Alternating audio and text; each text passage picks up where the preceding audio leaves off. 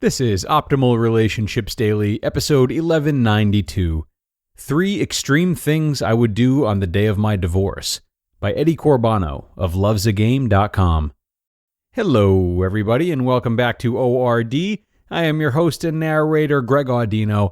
Really glad that you've joined me today and that you're focused on bettering your relationships. Could be a nice thing to add as a New Year's resolution if you haven't already. Now today I'll be sharing a post for you that comes from Corbano of lovesagame.com. Eddie likes to share information on how to handle breakups mostly, and today he'll be answering a tough question that one of his readers asked him. So let's take a look at this post from Eddie and optimize your life. 3 Extreme Things I Would Do on the Day of My Divorce, by Corbano of lovesagame.com. Eddie, what would you do if you got divorced today? That's a real question from a subscriber. The answer is that, without any hesitation, I would do 3 things immediately.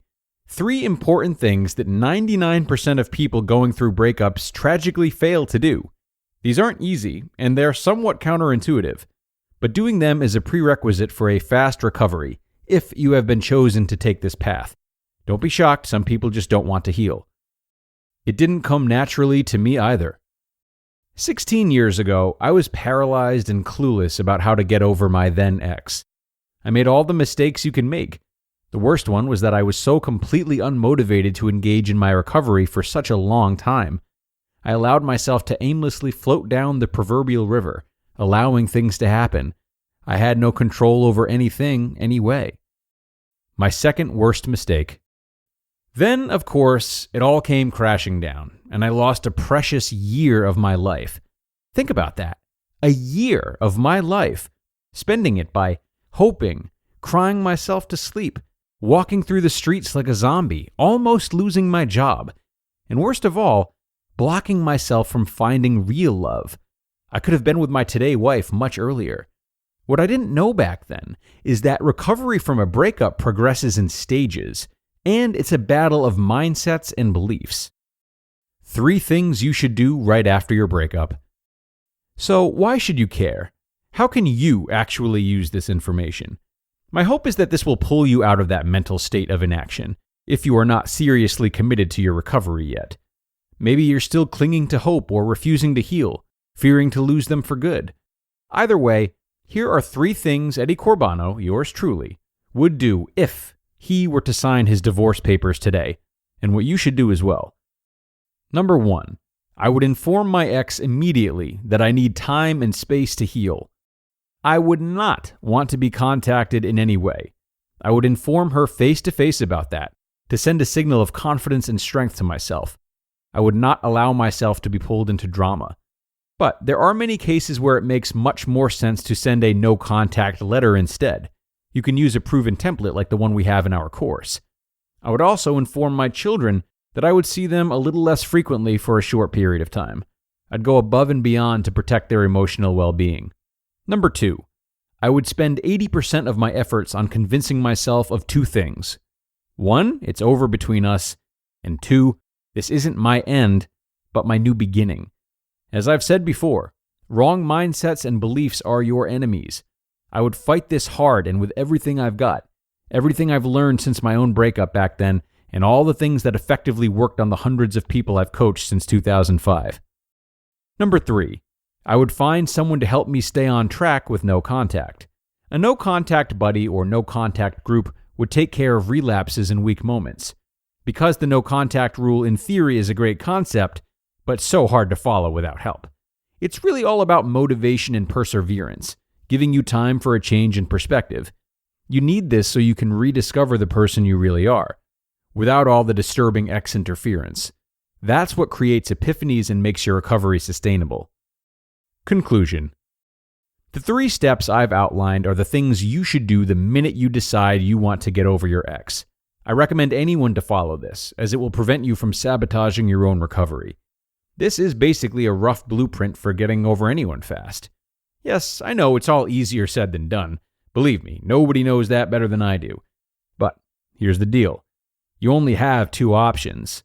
Allow this devastating experience to consume you and block yourself off from life, or use it to have better relationships in the future. Thus, breaking bad relationship patterns you've maybe had your whole life. Or finding emotional independence and inner peace. That's also a goal worth reaching for sure. I, for one, am very confident that I will never divorce, because I laid the groundwork and attracted the right person, my wife. You can do that too. Take the steps I've outlined in this article. Whatever you do, have the courage to take the first step toward your recovery today, as I would, being in your shoes. Your friend, Eddie Corbano. You just listened to the post titled, 3 Extreme Things I Would Do on the Day of My Divorce, by Eddie Corbano of lovesagame.com. And now a word from our sponsor, BeachBound. BeachBound is an online travel agency with expertise in worldwide beach vacations and experiences. They're a one-stop travel shop that is redefining travel, as customers can book worldwide beach vacations, including flights, hotels, transfers, and excursions in one place. And they're committed to creating unique getaways for their customers' desires. Because in life, we're all bound for different things. With BeachBound.com vacations, you could be bound for adventure, bound for passion, bound for discovery, or bound for togetherness, bound for immersion, bound for rejuvenation, or maybe bound for encountering the unexpected. Personally, when I'm at a beach resort, I'm bound to end up at the poolside bar or maybe creating my own taco flight, only once I fit my daily quota for cannonballs, of course. That's just me. But with BeachBound.com, you can find the perfect beach vacation for you, no matter what you're looking for. So visit BeachBound.com to book your next beach vacation. What are you bound for? And thanks a lot to Eddie for this article, especially since I have to assume it was at least slightly uncomfortable to imagine all of that. Now, he's laid a great groundwork, though, something that we can all keep in our back pockets should we break up or divorce in the future. And that being said, we also need to embrace the unexpected, both unexpected feelings and unexpected variables that pertain to our unique relationship. So, for example, no contact is really not an option if you have children with this person. We also might find ourselves redefining no contact, Maybe we don't want to reach out to be friends or to get back together, but we could find ourselves wanting to reach out and express anger instead, convincing ourselves that it would be okay to do this if, it means that we're only establishing further distance and wanting to get something off of our chest that we were unable to before.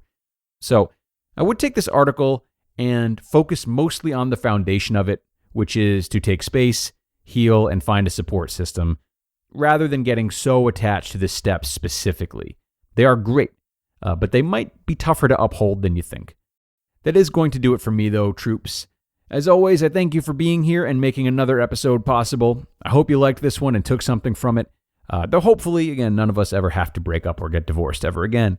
Who knows? Wouldn't that be so nice? Okay, guys, be sure to come on back tomorrow. I'm going to have another post for you that I'm excited to share. That's where your optimal life awaits.